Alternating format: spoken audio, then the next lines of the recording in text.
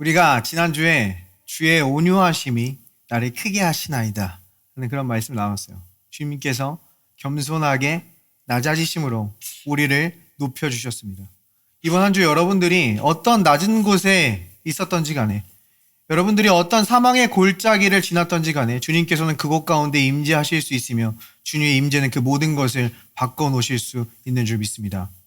오늘 저와 함께 예수님께서 이 땅에 낮아지신 이야기, 이 연약한 아기의 모습으로 오신 이야기로 한번 시작해봤으면 좋겠습니다. 예수님께서는 어떤 화려한 궁전이나 예루살렘 성전에서 태어난 것이 아니라 작은 베들레헴 마을에서 태어나셨어요. 그 중에서도 가난한 가정, 요셉과 마리아의 가정에서 태어나셨습니다. 이 요셉과 마리아의 가정이 가난했다라는 것을 우리가 알 수 있는 이유는요, 레위기에 보면 이 아기들이 태어나면 정결 예식이란 것을 치르게 되어 있었습니다. 이 레위기에 보면 이런 말씀이 있어요. 아들이나 딸이나 정결하게 되는 기한이 차면 그 여인은 번제를 위하여 1년 된 어린 양을 가져가고 속죄제를 위하여 집 비둘기 새끼나 산 비둘기를 회막문 제사장에게로 가져갈 것이요. 이스라엘 백성들이 이 아기를 낳게 되면요, 그들을 정결하게 하는 제사를 드리기 위해 1년 되지 않은 어린 양을 가져가야 됩니다. 그리고 또 집 비둘기나 산 비둘기 중 한 마리를 가져가야 돼요. 그러니까 양 한 마리, 새 한 마리를 가져가는 겁니다. 그렇게 하나님을 예배하게 하였던 겁니다. 그런데 만약에 그들의 형편이 이 양을 살 수 있을 정도가 안 된다, 양을 구할 수 있을 정도로 그들의 집안이 넉넉하지 않다, 그럼 어떻게 하겠습니까? 뒤에서 이렇게 얘기합니다. 그 여인이 어린 양을 바치기에 힘이 미치지 못하면 산 비둘기 2마리나 집 비둘기 새끼 2마리를 가져다가 하나는 번제물로 하나는 속죄제물로 삼을 것이요 제사장은 그를 위하여 속죄할지니 그가 정결하리라. 그러니까 이 양을 구할 만큼 형편이 되지 않으면 하나님께서는 집 비둘기 새끼나 산 비둘기 2마리로 제사를 드리겠다는 거예요. 여기서 이 산 비둘기는요, 야생입니다. 그래서 그들의 주변에서 그들이 언제나 쉽게 포획할 수 있는 그런 새였어요. 근데 이 새는요, 철새입니다. 그러니까 또 계절이 안 맞으면 이 구할 수가 없는 겁니다. 그래서 하나님은 집비둘기 새끼로도 제사를 드리게 한 거예요. 집비둘기는 그들의 거주지 근처에 둥지를 틀고 사는 새입니다. 근데 또 이 어미들은 금방 날아가 버리니까 그 둥지에 앉아있는 그 작은 새끼로도 제사를 드리게 했다는 거예요. 하나님께서는요, 여러분이 어떤 계절에 있든지 어떤 형편에 있든지 하나님께 나아올 수 있도록 인도하여 주시는 줄 믿습니다. 근데 이 마리아와 요셉의 가정은요, 이 비둘기 2마리로 제사를 드리는 장면을 성경은 우리에게 보여줘요. 그러니까 그들의 형편이 넉넉하지 않았다는 거예요. 그들은 부유하지 않았습니다. 근데 이 장면만 보면 우리는 하나님의 성품에 대한 의문이 생깁니다.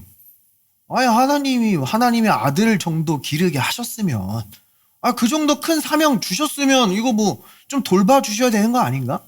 하나님 너무한 거 아닌가? 아니, 왜 그렇게 가난하게 그들이 예수님을 양육하도록 내버려 두신 것처럼, 돌보시지 않는 것처럼 우리가 의문이 들 수 있습니다. 자, 그런데 이 장면 뒤에 또 놀라운 장면이 숨겨져 있다는 거예요. 지금 이 마리아와 요셉은요, 이 아기 예수님을 안고 성전에 들어갔습니다. 근데 요한복음에 보면 요한은 이 예수님을 뭐라고 해요? 세상 죄를 지고 가는 어린 양이라고 부르죠. 그리고 예수님이 성전에 갔을 때는 1년이 채 되지 않았다라는 겁니다.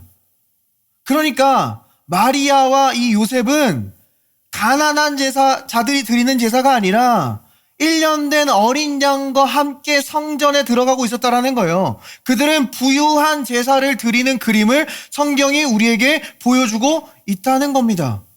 자, 그러니까 예수님의 임재가 그들의 그림을 완전히 바꿔놨다라는 거예요.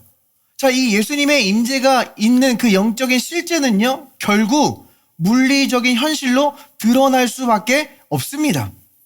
자, 지금 그들에게 예수님이 아기 예수님으로 태어났을 때 그들의 가정에는 아무 일이 일어나지 않는 것처럼 보였죠? 근데 실상 그 보이지 않는 장면 뒤에서는 어떤 일이 일어나고 있었어요? 동방에서 박사들이 많은 재물들을 이끌고 예수님을 찾아오고 있었다라는 겁니다. 자, 우리가 이 크리스마스의 그림을 보면요, 아기 예수님이 가운데 있고 한쪽에 목자들, 한쪽에 동방 박사들이 이렇게 다 같이 이렇게 모여 있는 그림을 봅니다. 근데 이것은 이렇게 좀 그림을 좀 풍성하게 하기 위해서 조금 각색된 거지, 성경의 시나리오대로 하면요, 좀 시차가 있습니다. 목자들은요, 예수님이 태어난 당일 그 구유에 예수님을 경배하러 왔고요. 이 동방 박사들은요, 예수님의 집으로 찾아왔다라고 기록되어 있어요. 여기에는 시차가 있다라는 겁니다. 또한 우리가 이 크리스마스 그림을 보면 동방 박사가 3명으로 기록되어 있는 것을 많이 보셨죠? 왜 이게 3명으로 기록됩니까? 성경에는 동방 박사 3명이라고 안 하거든요. 우리가 그렇게 추정하는 이유는 동방 박사가 드린 그 제물의 종류가 3가지였습니다. 금과 몰약과 유향. 그래서 동방 박사도 3명일 것이다, 이렇게 추정하기도 하는데요. 사실 저는 더 많은 사람들이 왔을 거라고 봅니다. 왜냐하면요, 이 동방 박사들이 이 예수님을 찾아오기 전에 예루살렘 성에 가서 헤롯에게 길을 묻거든요. 근데 그때 성경은 온 예루살렘이 소동했다라고 나와요. 근데 만약에 그냥 길 가던 노인 3명이 예루살렘 성 와서 길을 물었다면은 예루살렘 성은 놀라지 않았을 겁니다. 자, 그런데 이 동방 박사들은 누구냐면요, 바로 그 지혜자 다니엘이 수장으로 있었던 바벨론의 지혜자들이란 겁니다. 이 성경에서 동방은 지금 바벨론을 말하고 있는 거예요.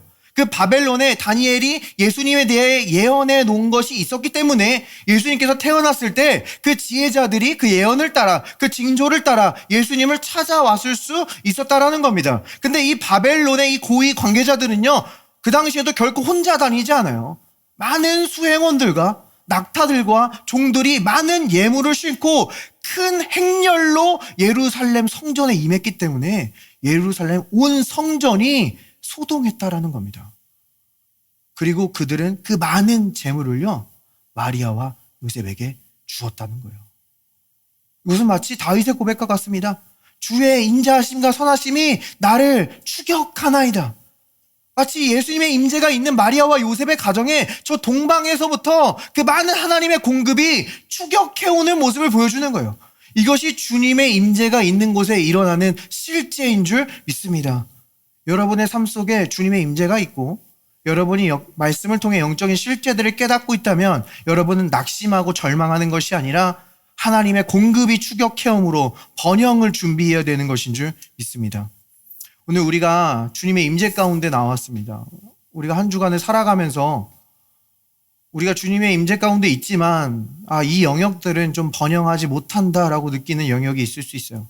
내가 이 영역에서는 하나님의 임재하심과 어떤 축복을 많이 누리지만 어떤 영역에서는 자꾸 구멍이 난 것 같고 결핍이 있는 것 같고 많은 공격과 방해가 있는 것처럼 느껴지는 영역이 있을 수 있습니다. 근데 이게 절대 어색한 게 아니에요. 예수님께서 이 땅에 오셨을 때도 계속해서 방해와 공격이 있었습니다.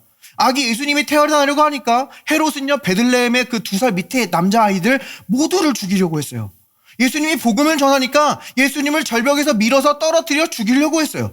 결국 종교 지도자들을 시켜서 예수님을 십자가에 못 박아 죽였습니다. 그렇게 어떻게든 예수님의 구원 사역을 막아보려고 했다고요. 근데 예수님이 태어난 그 겸손한 장소를 보면요, 예수님의 그 구원의 목적을 결코 막을 수 없다는 것을 우리에게 증거해주고 있습니다. 자, 예수님이 태어나신 구유를 한번 보면요, 이 이스라엘의 구유는 돌로 되어 있습니다. 우리가 막 그냥 일반적으로 보는 어떤 나무가 아니에요. 그들은 이 동물들을 동굴 가운데서 키우고 돌로 된 구유에서 이 동물들의 밥을 주는 거예요. 여기 동물의 밥통입니다. 여기 예수님이 누이신 거예요. 자, 근데 예수님이 죽으신 무덤 사진은 또 어떻게 생겼습니까? 예수님이 죽으신 무덤도 돌무덤이에요. 예수님이 여기에 누이신 거예요.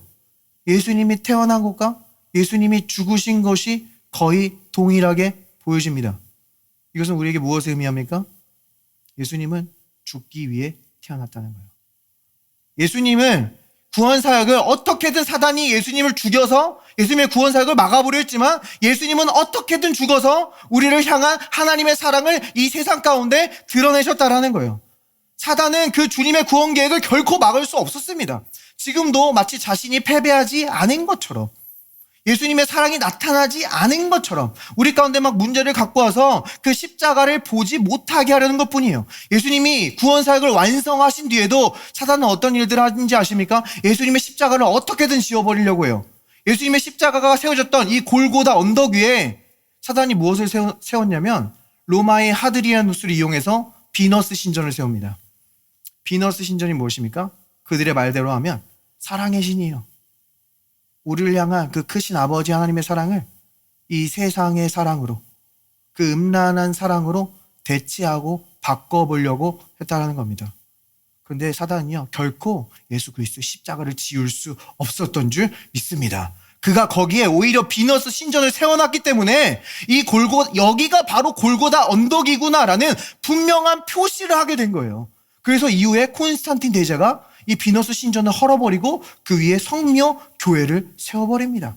그러니까 이스라엘에 가면 여러 성지들이 있는데 여러 가지 논란이 있는 것들이 많아요. 여기일 것이다, 저기일 것이다, 여러 가지 의견이 분분한 곳들이 많이 있습니다. 근데 이 골고다 십자가는요, 하드리아누스가 이 방해해서 이 비너스 신전을 세워놓은 덕분에 너무나 분명하게 예수님의 십자가 위치가 표시되었다라는 거예요. 여러분의 삶 속에서도요, 특별히 공격받고 특별히 방해받는 영역이 있을 수 있어요. 계속해서 반복되는 죄, 계속해서 넘어지는 이 나쁜 습관들, 이 동일한 문제가 계속해서 나를 걱정하게 하고 계속해서 나를 두렵게 하는 바로 그 특정한 문제가 있을 수 있어요. 자, 그런데 그 뜻이 하나님이 여러분을 돌보시지 않는다는 게 아닙니다. 여러분이 하나님의 사람이 아닌 게 아니라는 거예요. 그것은요, 오히려 여러분의 삶에 예수 그리스도의 십자가가 있음을 분명히 표시해 줄 뿐인 줄 믿습니다. 여러분이 반복해서 넘어지는 그 죄 가운데 하나님은 반복해서 여러분을 사랑하시는 자리로 만들어 주시고요, 여러분의 노력으로 안 되고 여러분의 계획으로 안 되는 바로 그 자리에 하나님의 기적을 나타내 주셔서 여러분의 삶에 십자가가 세워졌음을 분명히 증거하여 주실 줄 믿습니다. 우리 옆 사람과 한번 인사해 보겠습니다. 하나님께서 여전히 돌보십니다. 하나님이 여전히 일하십니다. 주님, 이 시간 우리가 주님의 말씀을 통해 예수 그리스도를 바라보길 원합니다. 2000년 전 골고다 언덕 위에 세워졌던 그 십자가가 우리의 삶 속에 여전히 승리의 깃발로 세워져 있는 줄 믿습니다. 우리 삶 속에 어떤 문제가 있더라도 그것을 이 승리의 자리에서 바라볼 수 있도록 이 시간 우리의 마음의 눈을 열어 보게 하여 주시옵소서. We pray in Jesus' name. Amen. 네, 오늘은요, 저희가 이 은혜의 복음을 조금 더 묵상해보면서 하나님과의 그 친밀한 관계를 좀 더 누릴 수 있는 시간이 되었으면 좋겠습니다. 바울은요, 이 복음을 들은 자들을 이렇게 설명하는 것을 보게 됩니다. 우리 바울이 말한 에베소서 말씀을 한번 가볼게요. 그 안에서 너희도 진리의 말씀, 곧 너희의 구원의 복음을 듣고 그 안에서 또한 믿어 약속의 성령으로 인치심을 받았으니 이는 우리 기업의 보증이 되사 그 얻으신 것을 속량하시고 그의 영광을 찬송하게 하려 하심이라. 여기서 우리를 구원의 복음을 들은 자들이라고 표현합니다. 우리는 복음을 듣고 믿게 된 거예요. 복음은 어떤 뜻입니까? 기쁜 소식이라는 뜻이죠. 근데 바울은요, 사도행전에서 이 복음을 표현하기를 은혜의 복음이라고 말해요. 값없이 주어진 겁니다. 그분이 값을 치렀지만 우리에겐 거저 주어진 것이 바로 복음이라는 거예요. 그러니까 복음이라는 의미는요, 우리가 믿기에는 너무 좋은 겁니다. 그래서 안타깝게도 이 세상에서는 이 복음이 믿기에 너무 좋아 버리니까 이 복음을 믿기 너무 안 좋게 왜곡시키는 안타까운 일들을 보게 돼요. 제가 한 가지 쉽게 예를 들면요, 제가 큰 상급을 준비했습니다. 엄청난 우승 상금이에요. 예를 들어 뭐 강남 아파트 한 채를 제가 드리겠다, 예를 드는 겁니다. 예를 들어서 그렇게 딱 준비했어요. 근데 갑자기 조건을 겁니다. 여러분은 이것을 받으려면 5년을 기다리셔야 돼요. 그냥 사람들이 고민하죠. 그래, 뭐 5년 기다리면 준다는데 한번 해보지 뭐. 많은 사람들이 결심을 합니다. 근데 제가 조건을 또 걸어요. 5년 동안 저를 한 번도 화나게 해서는 안 됩니다. 그러니까 막 이제 의견이 분분합니다. 아니, 그걸 우리가 어떻게 합니까? 그런 삶은 너무 힘들고 갑갑한 삶입니다. 저는 당신의 비위를 그렇게 맞추면서 살 수 없어요. 저는 자유롭게 살 겁니다 하면서 반은 떠나가요. 또 반은요, 남아서 저는 의지가 강한 사람입니다. 제 의지로 한번 이것을 지켜내 보겠습니다. 제게 비위 잘 맞춰요. 제가 항상 웃는 표정으로 한번 열심히 섬겨보겠습니다. 그래서 막 1년, 2년, 3년 잘 섬겨요. 4년, 4년 반, 한 달이 남습니다. 근데 한 달 남고 갑자기 부부싸움을 해요. 그래서 이 표정 관리가 안 돼요. 기분이 상했어요. 그런데 저 앞에 와서 또 저를 이렇게 기분 좋게 하려다가 어떤 저의 실수를 보고 갑자기 화가 나서 저에게 짜증을 냅니다. 먼저 어떻게 되는 거예요? 저는 선포하겠죠. 탈락! 그러면은 이 사람은 이제 어떻게 되는 거예요? 이 사람은 이제 이 상급을 못 받게 되는 겁니다. 이 상급을 못 받게 될 뿐만이 아니라 어떻게 해요? 아마 저를 죽이려고 달려들 겁니다. 아니 이렇게 말도 안 되는 걸 도대체 왜 한 겁니까? 아니 이렇게 불가능한 거를 도대체 왜 괜히 준비해가지고 내 시간을 낭비하게 한 겁니까? 분노하고 화낼 거예요. 근데 이게요, 지금 사단이 복음을 가지고 장난치고 있는 일들이라는 거예요. 마치 하나님이 이런 분이신 것처럼 그들을 속이고 있다는 겁니다. 사람들이 세상을 살아가면서 어떤 문제를 만나고 어떤 어려움을 만나면요, 하나님께 분노해요. 그 문제를 가져다 준 사단에게 분노하는 게 아니라 하나님께 분노합니다. 그리고 우리가 복음을 전하다 보면요, 이런 반응을 듣게 되죠. 아, 이 기독교인의 삶은 저랑 잘 맞지가 않습니다.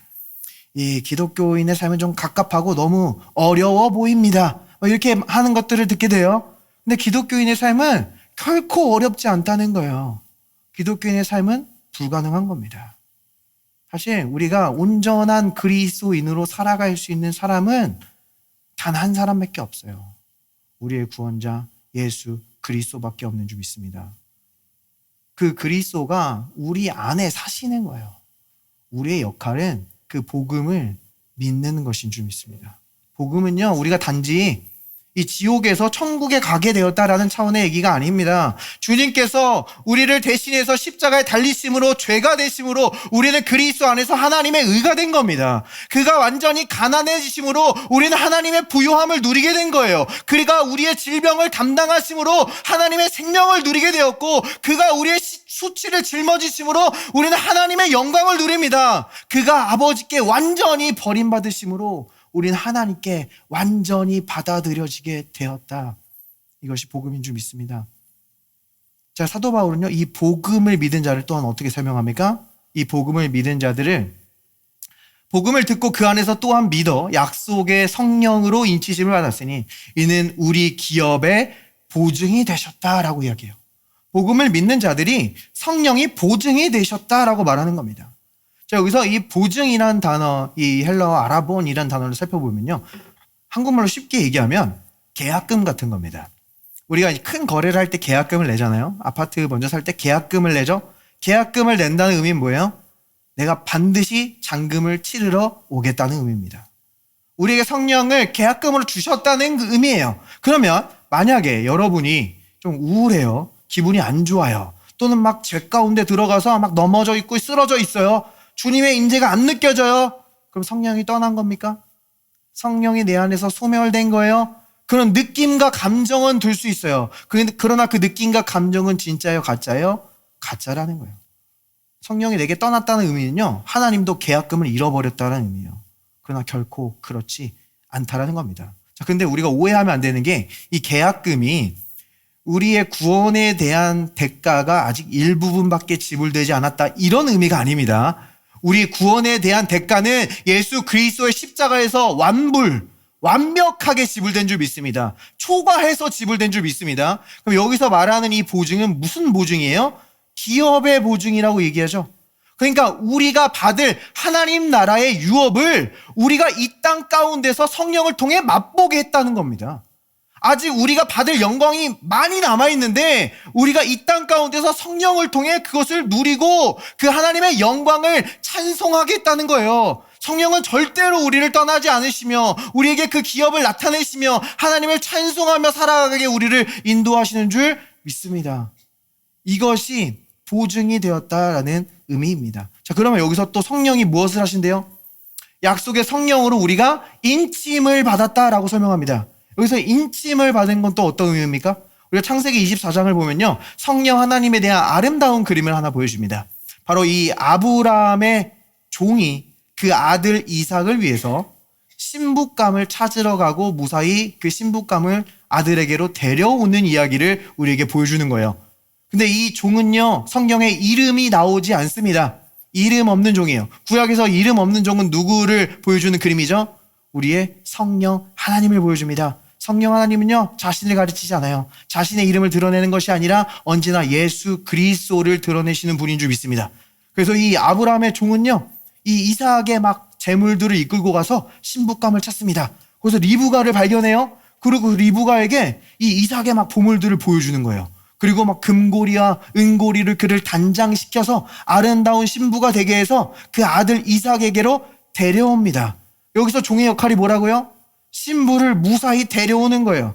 성령님의 역할을 우리에게 보여주는 겁니다. 성령 하나님께서도 우리 이 땅에 찾아오셔서 우리의 그리스도의 신랑 되신 그리스도의 신부들, 교회들을 찾아다니십니다. 그리고 우리를 발견해서 그분의 놀라운 하늘 보화들을 보여주시는 거예요. 그분의 가치를 보여주시는 거예요. 그리고 그분의 아름다움으로 우리를 단장시키는 겁니다. 흠도 없고 점도 없는 교회로 단장시키는 거예요. 그리고 우리를 어떻게 해요? 다시 그리스도에게로 데려가는 거예요. 우리는 지금 데려가는 중입니다. 그럼 여기서 성령님의 역할은 뭐예요?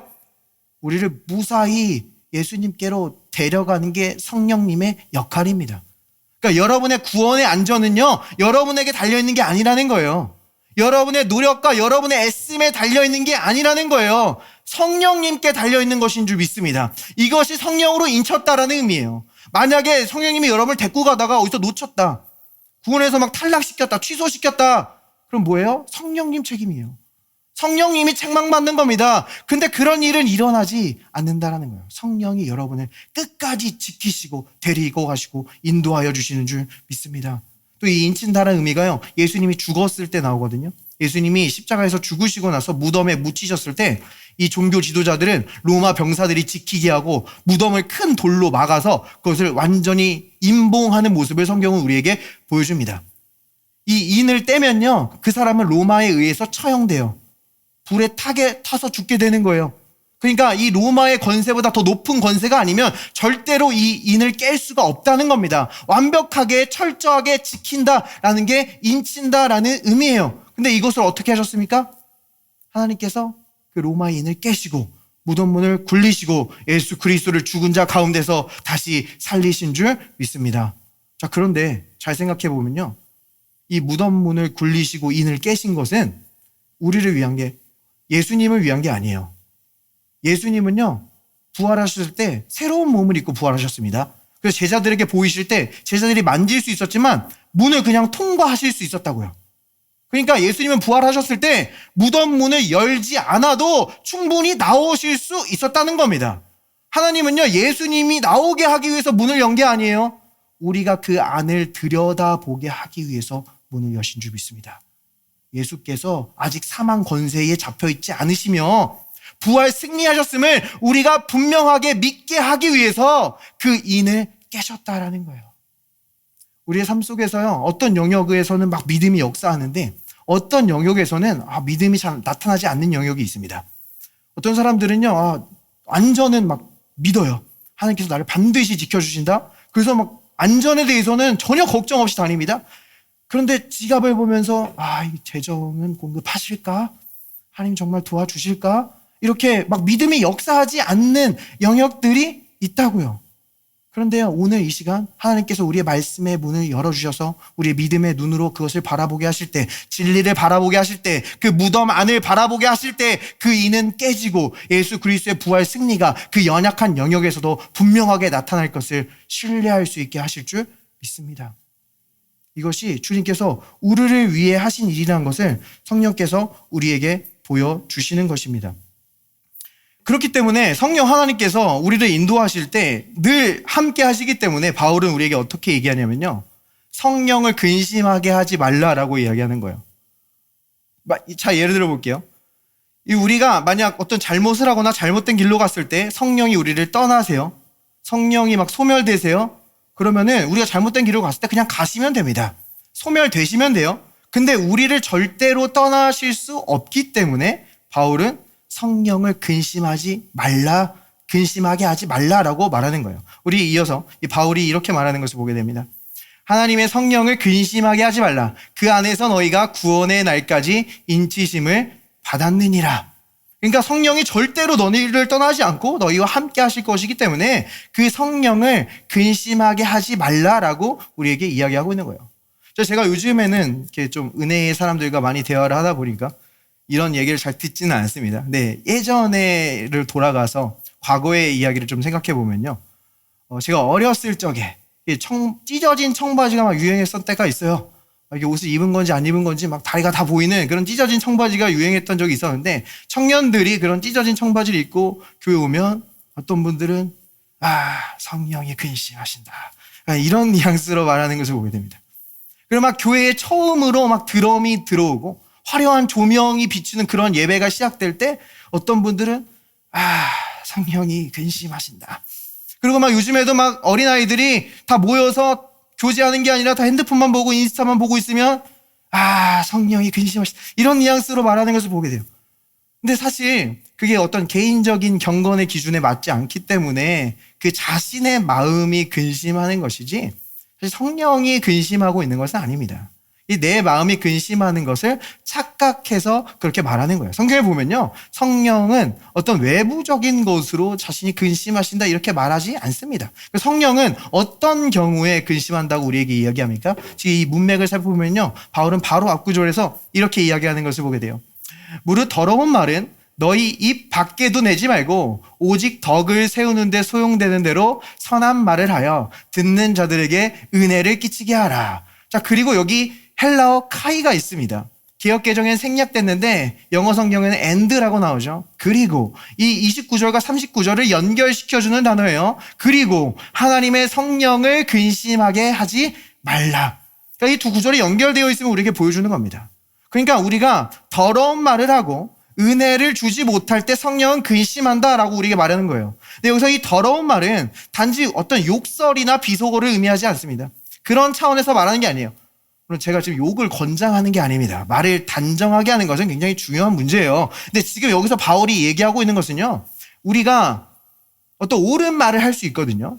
도덕적인 말을 하고요, 다른 사람에게 막 동기부여하는 말을 할 수가 있어요. 그런데 그 말로 은혜를 훼손할 수도 있습니다. 은혜를 주지 못할 수 있어요. 왜냐하면 거기는 예수님과 그분이 하신 완성된 일이 없기 때문입니다. 사단은요, 옳은 말 좋아해요. 도덕적이고 어떤 거창한 말을 좋아합니다. 그러나 그 말로 다른 형제 자매를 정죄할 수 있다고요. 너무 옳고 도덕적인 말로 정죄하고 죽일 수 있습니다. 또 어떤 사람에게 열정을 주기도 하고 동기부여를 해요. 그런데 그 사람을 다시 자기 노력으로 돌아가게 하고 다시 자기 열심으로 돌아가게 할 수 있다는 거예요. 왜냐하면 거기에 은혜가 없기 때문입니다. 성령께서는 우리가 이렇게 은혜가 아닌 곳으로 향할 때, 다른 형제 자매들을 은혜가 아닌 곳으로 인도할 때 근심하신다라는 거예요. 우리가 이것을 좀 더 깊게 들어가면요, 이 사단의 이 태초부터 있었던 그의 속임수와 전략을 발견할 수가 있습니다. 창세기 3장에 보면 이 사단이 아담과 하와에게 어떻게 다가옵니까? 뱀으로 다가오죠. 그러니까 사단은요, 우리에게 거기 속한 것처럼 다가온다는 거예요. 그 동산에 속한 존재인 것처럼 우리에게 다가온다라는 거예요.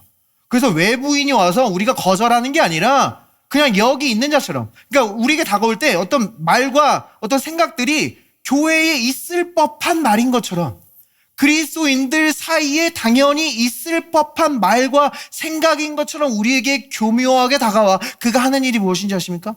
우리의 초점을 살짝 변경시킨다는 겁니다. 우리의 초점을 살짝 뺏어간다라는 거예요.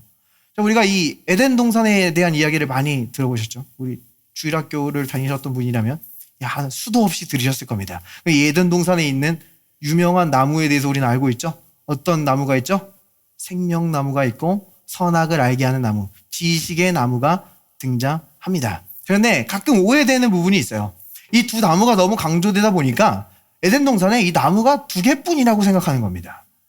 근데 그렇지 않거든요. 그래서 마치 하나님이 선악과밖에 없는데 내가 이것을 너무 먹고 싶은데 그것을 절대 먹지 못하게 하는 그런 마치 잔인한 하나님으로 묘사한다고요. 근데 그렇지 않아요. 거기에 많은 나무가 있었고 많은 열매들을 우리에게 주시고 허락하고 누릴 수 있게 하신 줄 믿습니다. 근데 사단은요, 그 하나님이 먹지 말라고 한 그 선악과에 우리의 초점을 맞추게 한다는 겁니다. 거기에 많은 하나님의 공급이 있어요. 근데 하지 말라고 한 그 요구 하나에 초점을 맞추게 한다는 거예요. 우리의 삶 속에서 보면요, 우리의 삶 속에 많은 하나님의 요구와 공급이 있습니다. 많은 공급과 은혜가 있습니다. 많은 공급이 있는데 우리가 그 공급에 초점을 맞추고 은혜를 누릴 때 우리의 삶에 있는 요구들도 책임감 있게 감당할 수가 있게 되는 거예요. 근데 사단은요, 교묘하게 그 요구 하나에 초점을 맞추게 된다는 거예요. 근데 그 요구에 초점을 맞추게 되면요, 하나님께서 나를 마치 덜 사랑하시는 것처럼 느껴지고요, 하나님께서 나를 위해 뭔가 아껴놓으신 것처럼 인색하신 하나님처럼 보여지고요, 그래서 내가 그 하나님의 사랑을 얻기 위해 무언가 자꾸 하게 되도록 속게 된다는 겁니다. 그럼 그들이 초점을 맞추고 있었던 이 지식의 나무는 무엇을 상징한 나무입니까? 그래서 완전히 내 행위에 초점이 맞춰져 있는 거예요. 내가 선악을 알아서 행동하겠다. 내 도덕성으로 살아가겠다. 나에게 초점이 맞춰져 있는 겁니다. 이 나에게 초점이 맞춰져 있으면요, 하나님께서 나를 덜 사랑하는 것처럼 느껴져요. 요구에 초점이 맞춰져 있기 때문에, 그래서 내 행위로, 나의 아름다움과 나의 잘남으로 하나님의 사랑을 얻어내려고 합니다. 내 가치를 더 높여서 하나님께 인정받기 원하고 하나님께 사랑받기 원한다고요. 근데 여러분도 해보신 분들은 알겠지만, 누군가의 인정받기 위해, 사랑받기 위해 무언가를 행하는 것은 그만큼 고통스럽고 힘든 일이 없다는 겁니다. 진리는 그렇지 않아요. 진리는 분명합니다. 여러분이 무언가를 더하고 덜해서 하나님이 여러분을 더 사랑하고 덜 사랑하게 만들 수 있는 것은 없어요. 하나님께서는 이미 마음을 정하셨습니다. 우리가 죄인 되었을 때에 그 아들을 십자가에서 죽게 하심으로 우리에 대한 그분의 사랑을 확증하여 주신 줄 믿습니다. 그러면 사단이 보지 못하게 하는 이 생명나무, 이 생명나무가 의미하는 건 뭐예요? 하나님께서만 하실 수 있는 일을 믿고 받아들이는 거예요. 생명나무는요, 언제나 우리에게 와서 쉬라고 이야기합니다. 우리가 최악의 날을 보내고 있을 때에도 우리가 여전히 하나님께 사랑받고 있음을 깨닫게 해요. 왜냐하면 예수 그리스도께서 우리의 최고의 모습을 보시고 십자가에서 죽은 게 아니라 우리의 최악의 모습을 보시고 우리가 죄인 되었을 때, 주님을 찾지도 부르지도 않을 때 우리를 위해 죽으신 것이기 때문입니다. 자, 이렇게 사단은요, 이 선과 악을 아는 그 도덕적인 모습으로 우리에게 다가오고요, 우리가 하나님처럼 될 거라는 종교성의 모습을 가지고 다가와서 우리의 초점만 살짝 흐트러 버린다라는 거예요. 근데 이 초점을 흐튼다라는 게 어떤 의미가 있냐면요, 우리에게 은혜로 주신 것들을 보지 못하게 한다는 겁니다. 자, 잘 보면요, 아담과 하와는 에덴 동산에서 하나님의 조건 없는 사랑을 누렸어요.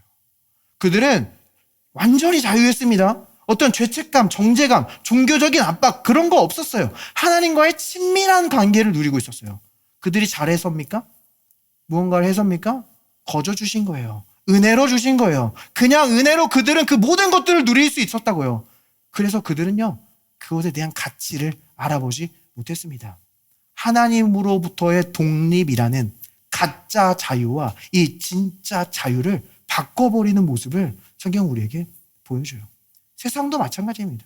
세상에서도요, 우리에게 은혜로 주시는 것보다 내가 내 값을 지불하고 내 힘으로 얻어내는 것을 더 가치 있게 여깁니다. 그렇죠? 이 유산상독으로 성공한 사람은 약간 B급으로 여겨요. 그리고 자수성가한 사람은 더 높게 쳐줍니다. 왜냐하면 자신이 값을 지불하는 것을 더 높게 쳐주기 때문이에요. 자, 그런데 보세요.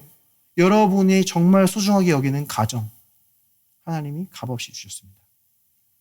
여러분이 그렇게 필요하는 구원, 값없이 주셨습니다. 우리의 숨 쉬는데 꼭 필요한 공기, 우리가 발을 딛고 있는 땅, 하늘, 하나님께서는 중요한 많은 것들을 우리에게 값없이 은혜로 주셨어요. 심지어 하늘의 유업까지도 우리에게 은혜로 주셨다라는 거예요. 그래서 진정한 의미에서 자수성가는 없습니다. 예수성가만 있는 줄 믿습니다. 네, 사실 이 사단이 계속 이렇게 우리를 속여서 은혜로 주신 것의 가치를 못 알아보게 해요. 그래서 우리가 어떤 물질적인 유익을 위해서 너무나 쉽게 친밀함을 누리는 가정을 포기해버립니다. 단지 내 출세와 건세를 위해 거짓말을 사용함으로 내 안에 있는 평안을 너무나 쉽게 포기해버리는 안타까운 모습을 보여줘요. 근데 이 초점의 실패가요, 단지 초점의 실패로 끝나지 않는다라는 거예요. 초점의 실패는요, 관계의 실패로 이어집니다. 하나님과의 관계, 사람과의 관계. 즉 아담과 하와가 이 사단에게 속아서 이 은혜로 주신 것을 버리고 자신의 힘으로 무언가를 얻어내기 위해 선악과를 따먹었을 때 어떤 일이 발생했습니까? 사단의 거짓말대로 그들은 하나님처럼 되지 않았어요. 오히려 하나님과 반대되는 속성인 죄책감과 정죄감과 걱정과 염려와 두려움이 그들의 마음 가운데로 몰려옵니다. 그들은 이제 하나님과 공유할 수 없는 것들만 늘어나는 거예요. 그래서 하나님과의 관계가 결국 끊어지게 되고 아담과 하와의 관계도 끊어지게 됩니다. 그들이 선악과를 따먹고 나서 가장 처음 한 행동이 무엇입니까? 무화과 나뭇잎으로 자신을 가렸습니다. 하나님에게서 피하고 숨고 서로에게서 피하고 숨는 거예요. 왜요? 자신의 있는 모습 그대로를 드러냈다가는 사랑받을 수 없다고 생각하기 때문입니다. 그래서 세상은요, 계속해서 이 나뭇잎, 자기 의로 자기를 자꾸 포장하고 가리는 거예요. 이제 인간은요, 계속해서 종교와 행위와 율법 지킴으로 자기를 정당화하는 과정을 시작하게 된 겁니다. 그런데 우리가 사실 완전히 알려지지 않고 사랑받으려는 것은요, 피상적인 관계예요. 왜냐하면 내가 누군지 잘 알지 못하고 나를 사랑한다고 하는 것이기 때문입니다. 사단은요, 우리의 관계가 그냥 다 이렇게 피상적으로만 머물길 원해요. 얕은 관계에만 머물길 원해요. 왜냐하면 하나님께서는요, 한 개인을 부르시는 것이 아니라 한 교회를 부르시기 때문입니다. 하나님은요, 한 사람을 부르는 게 아니라 관계를 부르셔서 사용하시기 때문입니다. 하나님은요, 이스라엘을 구원하시기 위해서 모세만 보내지 않았어요. 모세와 아론입니다. 갈렙과 여호수아예요. 룻과 나오미입니다. 신약에서도 바울과 바나바예요. 가장 위대하셨던 인간 예수 그리스도도요, 혼자 다니시지 않았습니다. 12제자를 부르셨고요, 70명의 제자들을 부르셨어요. 그래서 우리의 관계가 표적이 되는 겁니다. 우리가 연합하고 하나 되는 그 모든 기회가 사단의 표적이 되는 거예요. 왜냐하면 하나님께서는 우리에게 은혜 주시고 인도하시고 성장시키시는 많은 방법이 사람을 통해서이기 때문입니다.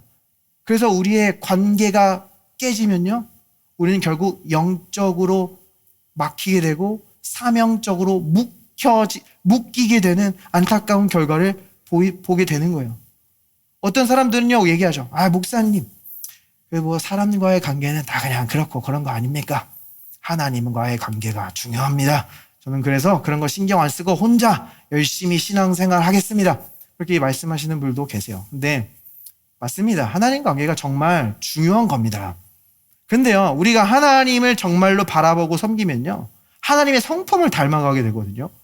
근데 하나님은 나를 사랑하면 형제들을 사랑하게 된다고 말해요. 그러니까 이 둘이 떨어질 수가 없다는 겁니다. 근데 안타깝게도 많은 경우 혼자 신앙생활을 하다 보면 하나님의 성품을 닮아가는 게 아니라 나만의 종교성에 갇히게 되는 모습을 보게 돼요.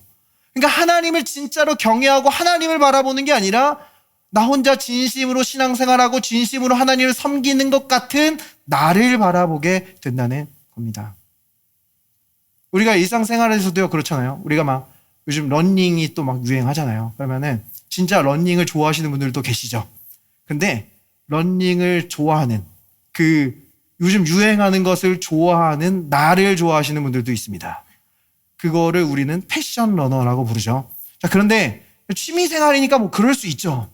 근데 이 생명과 관계된 신앙은 완전히 다른 문제라는 거예요. 사실 우리가 이 깊은 관계를 가지려고 할 때 보면요, 두려움이 올 수 있어요. 당연한 겁니다. 왜냐하면 우리가 깊은 관계로 나아갈 때 우리는 나를 있는 모습 그대로 드러내야 되는 위험성을 감수해야 되기 때문입니다. 더 깊은 관계를 맺기 위해서는 더 깊은 상처를 받을 수도 있다는 위험성에 자신을 노출시키는 것이기 때문이에요. 그래서요, 이 깊은 관계라는 것은요, 그 무화과 나뭇잎으로 안 됩니다. 내 잘남으로, 나의 좋은 모습으로, 내 노력으로 되는 게 아니에요. 예수님께서 우리와의 관계 속에서 충분히 보여주셨듯이 우리는 깊은 관계를 위해서 예수 그리스도의 끊임없는 은혜와 용서가 필요한 줄 믿습니다. 그래서 성령 하나님은요, 자꾸 우리의 시선을 다시 생명나무이신 예수 그리스도께로 돌리는 거예요. 우리의 머리 대신 예수 그리스도를 붙잡게 되는 겁니다. 우리가 예수님과 가까워지면 가까워질수록 우리는 다른 형제 자매들과 더 가까워질 수 있는 거예요. 우리가 서로를 바라보는 것이 아닙니다.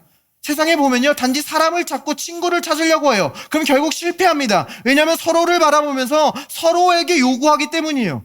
세상에서도 묶일 수 있는 방법들이 있어요. 문제로 묶이고 트라우마로 묶입니다. 같은 문제를 가진 사람끼리 더 금방 친해져요. 왜냐하면 그 문제가 너무 익숙하기 때문에 그 문제를 가진 사람과 있으면 너무나 편안함을 느끼기 때문입니다. 그러나 그것은 우리를 전진하게 하지 못해요. 서로 전진하는 게 아니라 서로를 그 문제 가운데로 다시 끌어당기게 됩니다. 우리는 예수 그리스도를 붙잡는 거예요. 머리 대신 생명나무이신 예수 그리스도와 연결되는 거예요. 그러면 다른 건강한 관계는 저절로 따라오게 됩니다. 왜냐하면 그 사람들은 문제에 묶인 사람들이 아니라 예수님께 묶인 사람들이기 때문이에요. 그래서 우리는 서로를 바라보는 게 아니라 주님을 바라보면서 나란히 서 있는 거예요. 그래서 형제 자매가 넘어지면 다시 예수 그리스도를 가리키는 겁니다. 이 그레이스 하우스 또한 우리의 취약함을 자유롭게 드러낼 수 있으며 우리가 더 깊은 관계를 맺을 수 있는 하나님의 은혜와 용서가 충만히 흐르는 곳으로 세워주실 줄 믿습니다. 마지막으로 사단이 이러한 일들을 한다면요, 성령 하나님께서 어떤 일들을 하십니까? 우리에게 은혜로 주신 것들을 알게 하신다, 사도 바울은 이야기하고 있어요. 여기서 이 말이요, 단지 지금 여러분의 손에 무엇이 있는지 알게 하시고 여러분의 어떤 형편에 자족해라, 너가 갖고 있는 것으로 만족해라, 이런 말을 하는 게 아닙니다. 우리가 그리스도 안에서 어떠한 축복을 받았는지 보게 하신다라는 거예요. 우리에게 무엇이 속해 있는지 그것을 믿음의 눈으로 보게 한다라는 겁니다. 사도 바울은요, 에베소서에 이런 말을 한 적이 있어요. 우리 주 예수 그리스도의 아버지이신 하나님을 찬양합시다. 하나님께서는 그리스도 안에서 하늘에 속한 온갖 신령한 복을 우리에게 주셨습니다. 우리에게 주셨습니다. 과거형이에요. 이미 받았다라는 겁니다. 그래서 신약이 구약에서 좀 다른 점이 뭐냐면요, 구약에서는 하나님의 사람들이 내게 복의 복을 더하소서 구하는 기도가 많이 나와요. 신약에서는요, 감사의 기도가 많이 나옵니다. 이미 주셨음에 감사하나이다. 이미 주셨음에 감사하나이다. 그래서 믿음은요, 어떤 측면에서 보면 하나님이 하실 거라고 말하는 게 아닙니다. 하나님은 하실 수 있다라고 말하는 게 아니에요. 하나님은 하셨다라고 말하는 겁니다. 그리스도께서 채찍에 맞음으로 나음을 입을 것이다라고 기록하지 않았어요. 나음을 입었다라고 기록한다는 거예요. 그 믿음이요, 영적인 실제와 우리의 육체를 잇는 다리의 역할을 하게 됩니다. 예수님께서도 죽은 나사로가 죽으셨을 때 어떻게 기도하셨습니까? 아버지여, 내 기도를 들으심에 감사하나이다. 그리고 그 결과가 실제로 나타났다는 거예요. 우리는요, 믿음이 없다고 할 수 없습니다. 왜냐하면요, 믿음은 여러분이 얻어내는 게 아니라 선물이기 때문이에요. 여러분이 예수님을 영접했을 때 거저 은혜로 받은 것이기 때문입니다. 그래서 예수님은 그와 관계가 있었던 제자들을 책망하실 때 보면요, 그들을 막 독사의 자식들아 이렇게 부르지 않았어요. 그렇게 말한 경우들은요, 이 성경 지식을 이용해서 은혜이신 주님께로 나가는 것을 막는 그 종교 지도자들을 향한 말이에요. 그러니까 잠깐 첨언을 하자면, 이 성경 지식을 많이 알고 정보를 많이 알고 있다고 해서 하나님을 아는 것은 아닙니다. 그 바리새인들은 지식과 정보가 아주 빵빵했어요. 근데 그것으로 예수님을 죽이려고 했다고요. 아까 헤롯 보세요. 헤롯과 서기관들 그 성경 지식으로 예수님이 어디서 태어날지 맞췄습니다. 근데 그 지식으로 아기 예수님을 죽이려고 했다고요. 하나님은요, 우리가 단지 지식과 정보로 주님을 아는 것이 아니라 친밀한 관계로 그분을 알기 원하시는 줄 믿습니다. 그래서 이 제자들을 대하실 때 보면요, 독사의 자식들 이러지 않고 그들이 잘못하고 실수할 때 보면 언제나 믿음이 적은 자들아 라고 말해요. 더디 믿는 자들아. 그들의 믿음을 책망하십니다. 근데 믿음이 뭐예요? 믿음은요, 하나님께 받는 손입니다.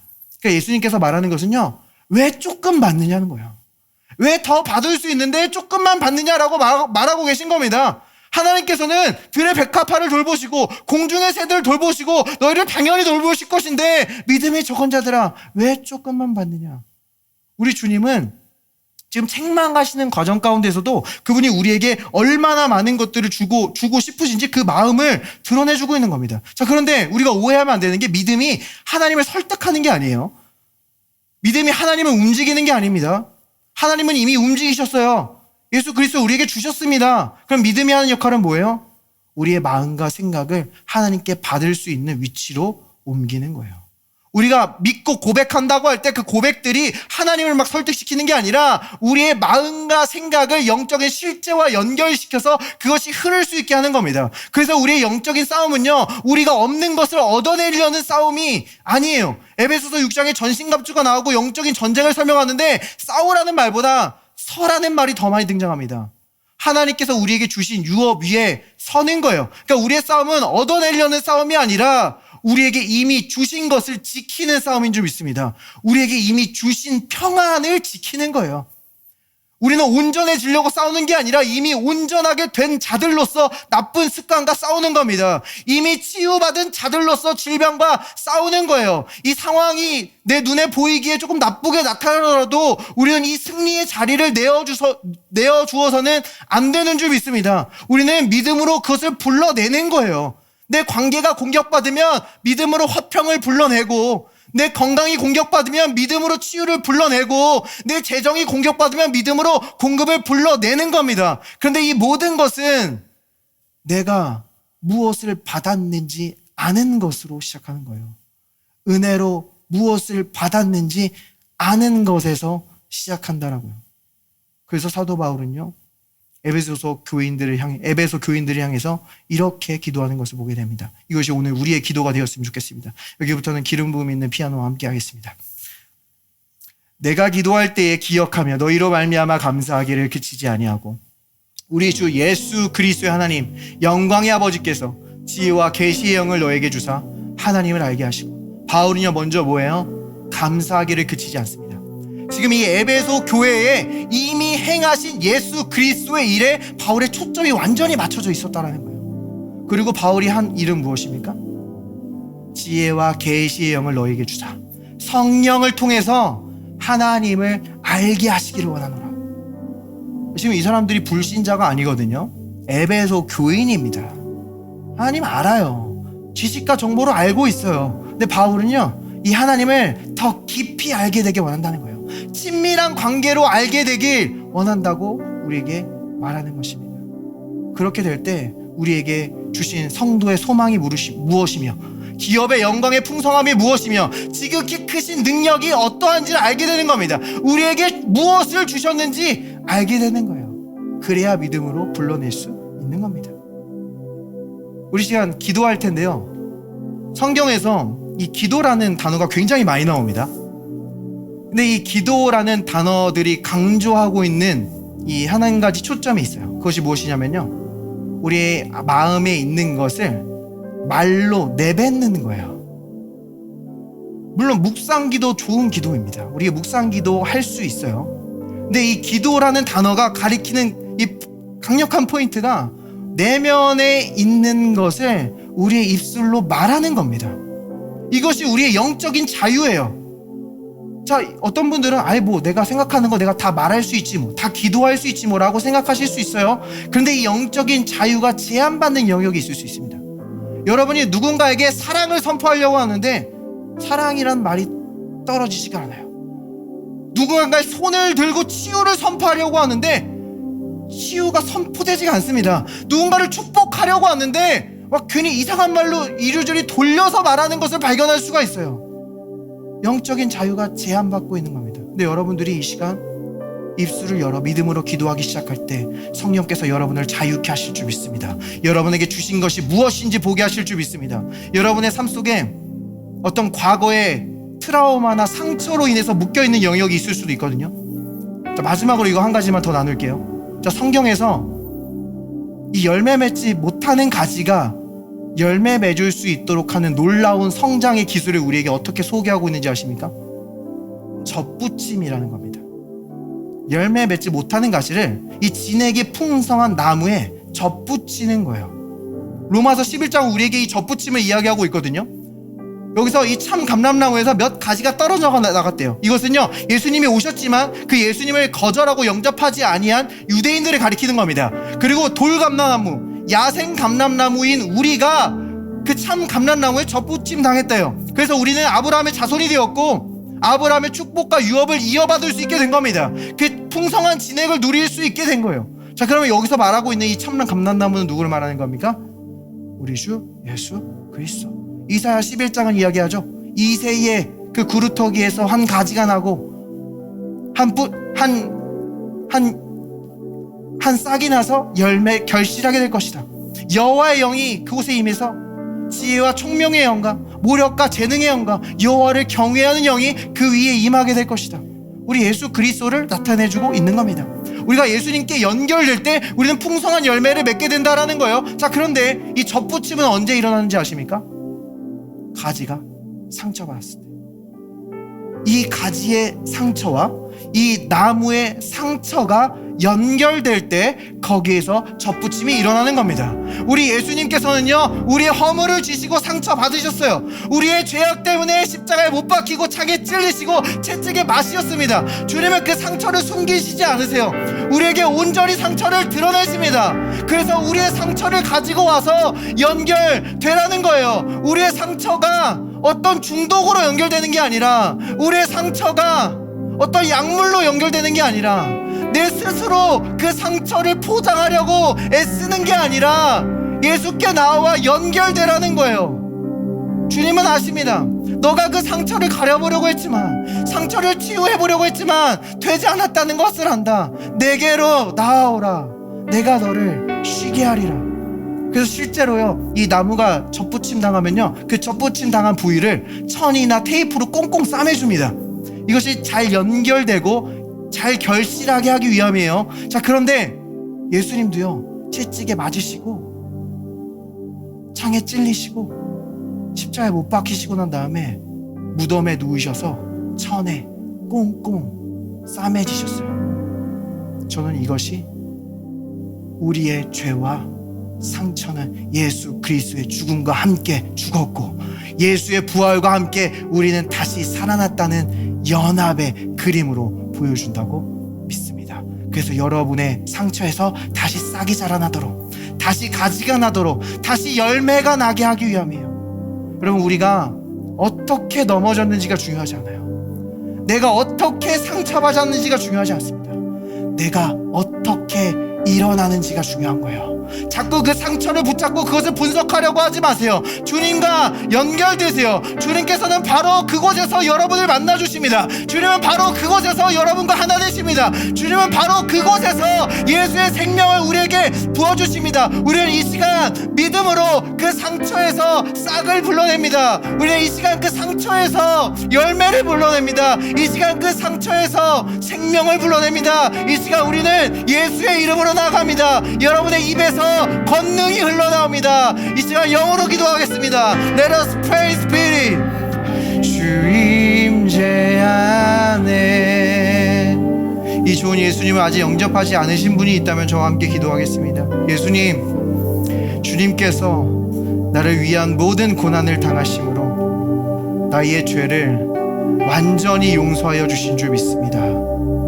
나는 이제 하나님께 사랑받는 자이며 그리스도 안에서 하나님의 의입니다. 감사합니다. 예수님의 이름으로 기도합니다. 모든 그리스도스 위에 하나님의 축복이 선포됩니다. 이제는 우리 주 예수 그리스도의 은혜와 하나님의 충만하신 사랑과 성령님의 내주 교통하심이 이번 한 주를 살아가는 모든 그레이스하우스 머리 위에 영원토록 함께 있을지어다. 아멘. Praise the Lord.